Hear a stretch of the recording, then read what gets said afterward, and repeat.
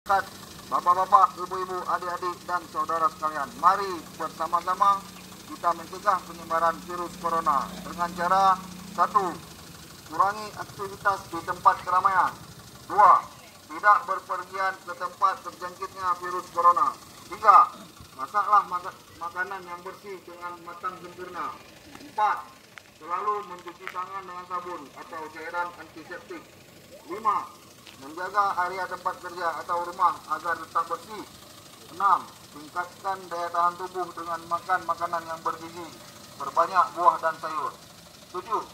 Bila menderita demam, batuk, dan sesak nafas, segeralah periksakan diri Anda di puskesmas terdekat.